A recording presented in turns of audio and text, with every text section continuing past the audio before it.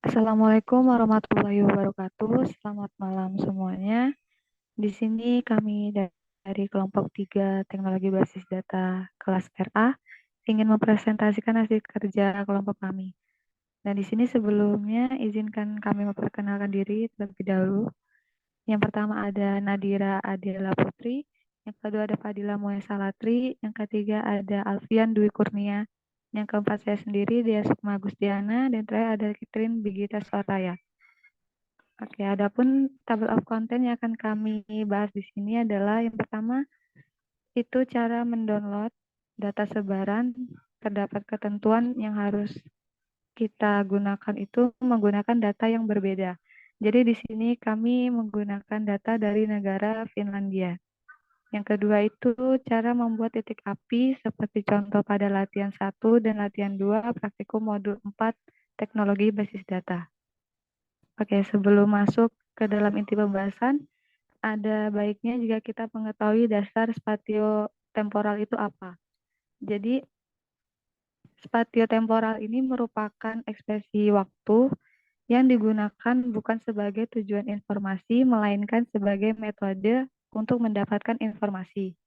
Nah, spatiotemporal GIS ini biasa digunakan untuk menyimpan informasi tentang posisi objek spasial dari waktu ke waktu, atau biasa objek geografis mengalami perubahan dalam berbagai pandangan.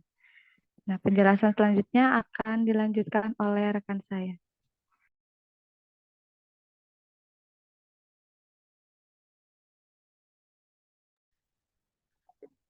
Baik, selanjutnya yaitu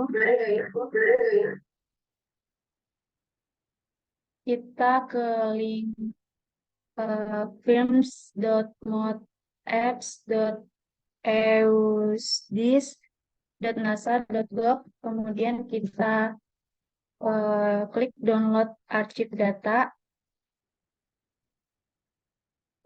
lalu di sini kita scroll ke bawah dan klik new request, dan di sini kita isi datanya sesuai yang kita perlukan. Di sini kita menggunakan country-nya yaitu Finlandia.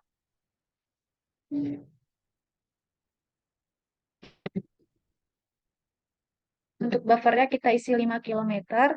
Dan di sini kita checklist yang paling bawah. Di sini kita isi 2022 Januari tanggal 1 hingga 2022 Desember tanggal 31.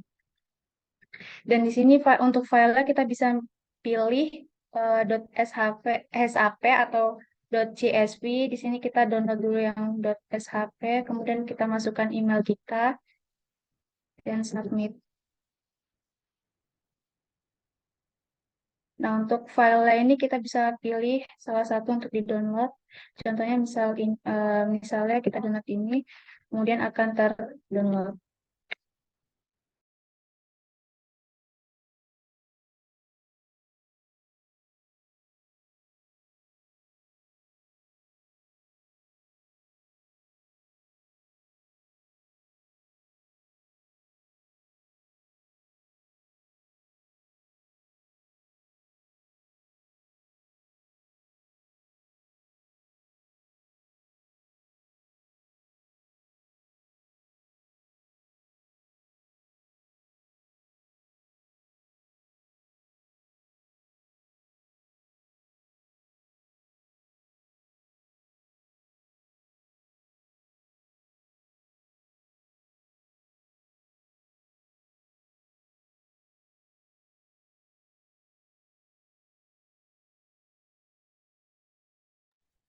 Oke, kemudian setelah kita sudah mendownload datasetnya, kemudian kita masuk ke PG Admin 4.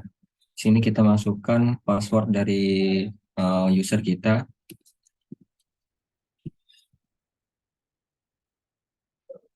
Setelah kita masuk, kemudian kita ke server. Di sini kita bisa register server. Tapi karena di sini sudah register server, jadi tidak perlu dilakukan. Di sini tinggal nganuin aja untuk namanya, nama servernya apa. Kalau di sini kami Nama servernya yaitu kelompok 3. Lalu untuk connectionnya di sini kami menggunakan localhost seperti itu.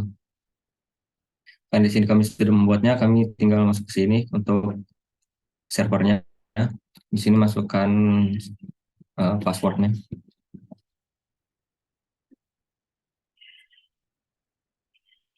Lalu kemudian di sini kita bisa membuat database. Di sini seperti create database karena sudah membuat database. Jadi kami tidak melakukannya lagi, takut ada kendala.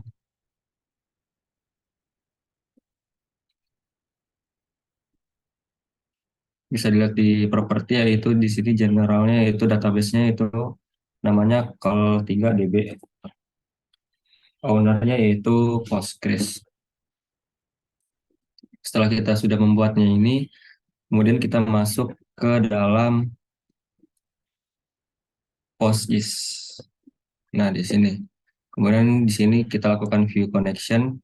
Di sini kita tuliskan username-nya yaitu Postgres. Kemudian masukkan password. Di sini kita masukkan database yang sudah kita buat tadi, yaitu kelompok 3. Kemudian kita oke, di sini ada connection. Kemudian kita langsung ke add file. Pilih file sesuai foldernya. Di sini ada .shp. Kemudian di sini bisa kita import aja, cuman karena sudah database-nya sudah terbuat, jadi tidak perlu. Di sini tinggal langsung import saja.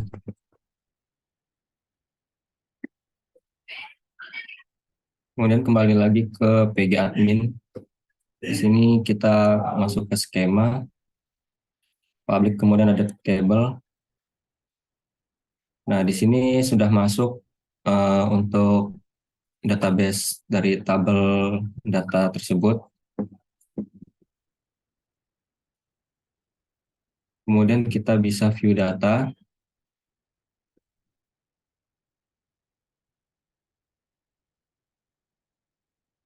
Setelah kita melakukan view data, kemudian kita geser ke kanan, kemudian kita geom untuk melihat titik-titik sebaran dari hotspotnya. Nah, seperti ini untuk negara Finlandia, titik hotspotnya. Setelah itu kita masuk ke aplikasi Quantum GIS. Pertama-tama kita new project, kemudian layer, kemudian add PostGIS layer. Nah, di sini jika kita belum terkonek, kita bisa langsung ke new. Nanti tinggal kita masukkan, kita sesuaikan saja dengan database maupun servernya. Karena ini sudah terkonek, kita langsung klik connect saja.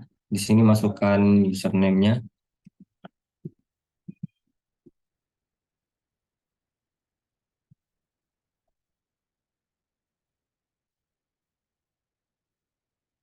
Kemudian sudah terkonek, kita klik panah ini untuk public. Kemudian pilih Fire NRT ini. Kemudian kita add. Nah, di sini sudah bisa terlihat dari sebarannya. Nah, karena ini belum sepenuhnya terlihat bagus, kita bisa menggunakan seperti ini untuk di Google Root. Nah, seperti ini. Mungkin untuk latihan pertama sudah selesai, bisa lanjut ke latihan kedua.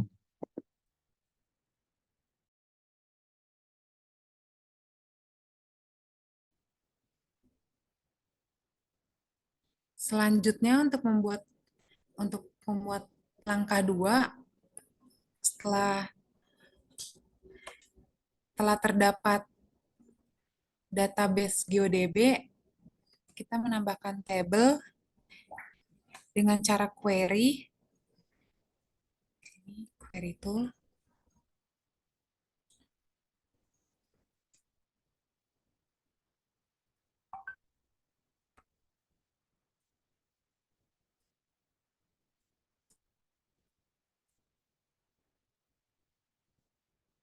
Di sini kami sudah menyiapkan query untuk membuat tabel.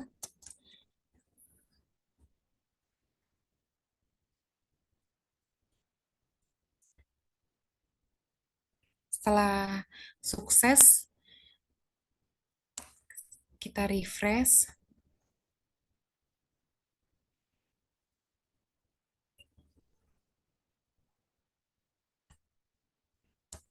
Selanjutnya kita input data.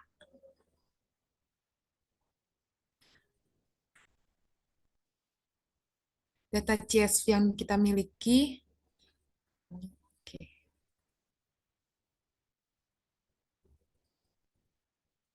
Maka setiap proses dari membuat tabel maupun menginput data telah berhasil.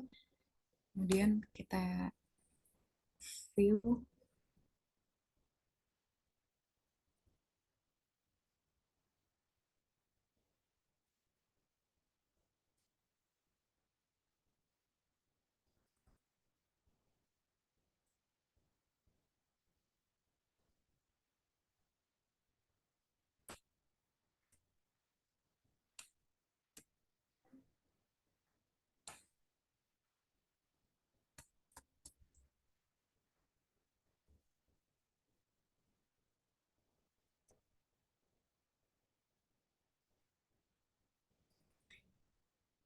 Kemudian kita melakukan query lagi untuk membuat alter.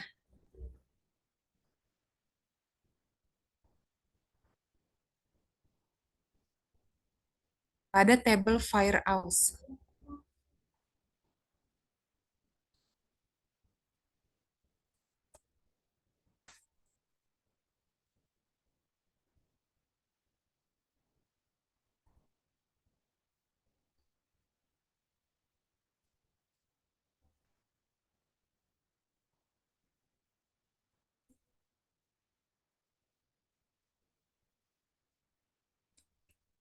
Query alter sukses.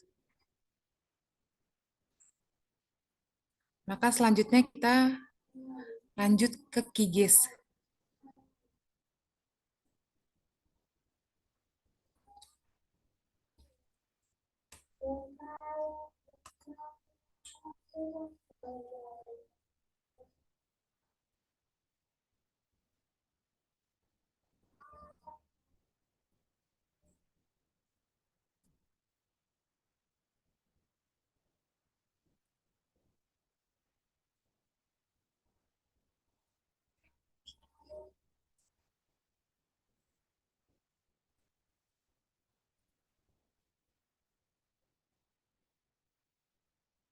Baik, selanjutnya kita akan ke bagian QGIS.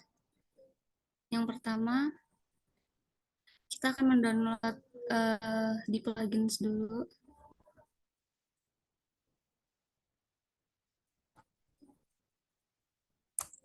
Yang pertama itu kita akan mendownload Time Manager. Nah, ini jika sudah terinstall tampilannya seperti ini ya. Tapi jika belum, nanti di sini ada tulisan install. Lalu diklik aja, terus tunggu prosesnya.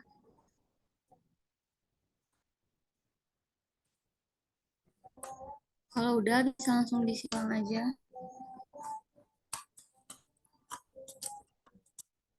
Terus kita ke layer, lalu klik add layer, terus pilih add PostGIS layer. Nah, terus di sini kita yang pertama klik new dulu. Terus kita pilih tempatnya sesuai dengan yang kita simpan. Nah, kalau untuk di kelompok kami itu menggunakan praktikum 4, ini tuh database yang ada di Pgadmin tadi. Terus nanti akan muncul public seperti ini. Terus bisa dipilih aja apa namanya filenya. Terus kalau udah klik connect.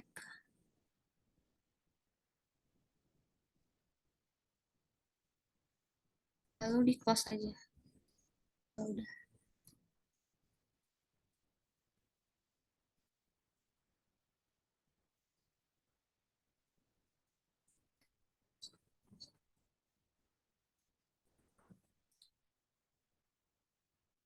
Selanjutnya, kita akan ke layer, terus pilih add layer, lalu pilih add PostGIS layer. Terus di sini kita akan memasukkan sesuai dengan yang kita simpan tadi ya. Ini di praktikum 4. Ini sesuai dengan database yang kita buat di PG admin tadi. Terus nanti di sini ada pilihan public, kita bisa pilih, kita centang. Terus kita langsung add.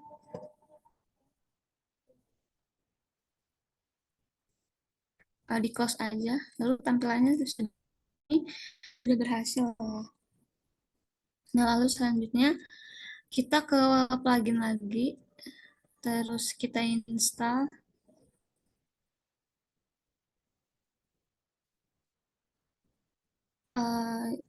Yang ini kita install Quick Map Service ya.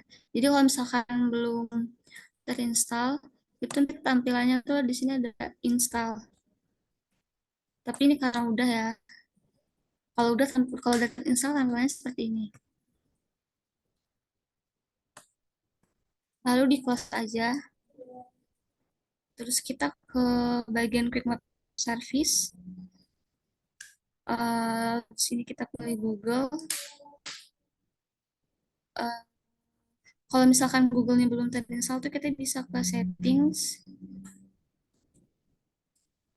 Terus kita bisa more service, nanti klik aja get contribute pack ini. Terus ntar save. Karena ini udah terinstall tadi, kita langsung aja ke bagian Google. Terus kita ke Google Root. Nah, ini sudah terlihat tampilan maps-nya. Lalu jika udah, kita ke bagian settings yang di bawah ini. Terus kita pilih add layer.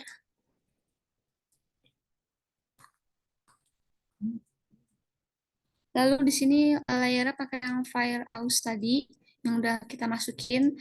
Terus ininya latitude, start time-nya. Terus yang as start.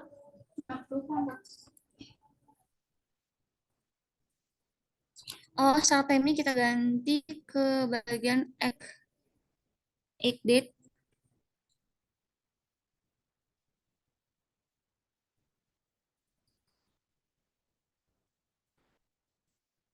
Ini same as start. Lalu bagian interpolation-nya diganti linear interpolation for big data set.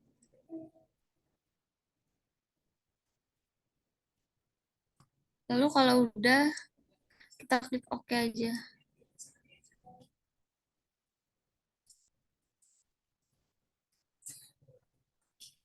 Lalu klik OK.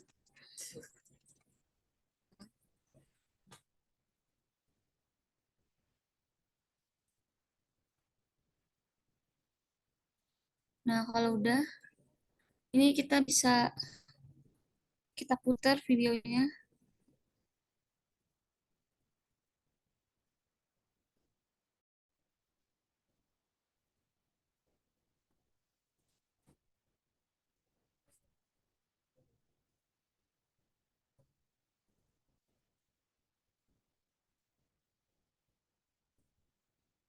Nah, kalau udah seperti ini, tuh artinya sudah berhasil ya.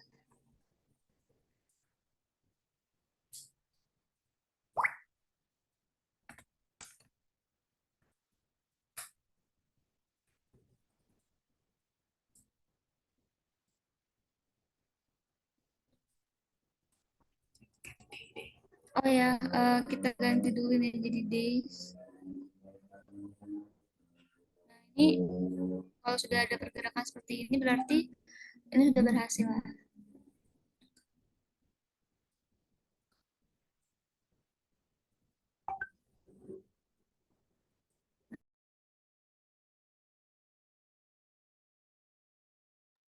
Oke, selanjutnya kesimpulan pada percobaan yang telah kami lakukan dengan dataset Finlandia ini menunjukkan bahwa angka yang digunakan dalam animasi daya animasi titik relatif lebih banyak digunakan untuk menggambarkan distribusi waktu, sehingga efek animasi akan lebih menyenangkan bagi pembaca petanya. Nah, di sini pada plugin Time Manager dapat membuat peta animasi dengan sangat baik. Hasil yang diperoleh itu dari proses yang dilakukan adalah peta geometris dari negara Finlandia yang hasilnya disajikan dalam bentuk presentasi negara Finlandia. Nah, kemudian dari hotspot ruang waktu Finlandia ke hotspot negara ini, itu ada beberapa grafik koordinat yang ditandai dengan simbol dot pada peta yang kami buat di sini. Oke, sekian penjelasan dari kami. Apabila terdapat kesalahan dalam penyampaian, kami mohon maaf. Terima kasih atas perhatiannya. Semoga penjelasan yang kami sampaikan bermanfaat. Saya akhiri, wabillahi taufiq walhidayah. Wassalamualaikum warahmatullahi wabarakatuh.